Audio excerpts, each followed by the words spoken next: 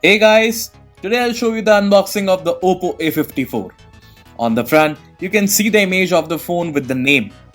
At the back, specification of the phone like battery, camera and display. So let's open the box. First, you can see the lid. Inside it we have a SIM ejector tool, documentation like a quick guide and safety guide which will give you end-to-end information about the phone. Here is a silicone back cover which will protect your phone.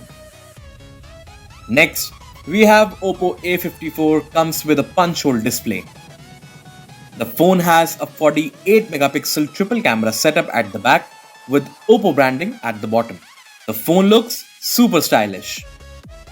Now we have a USB Type-C cable for charging the phone and transferring the data.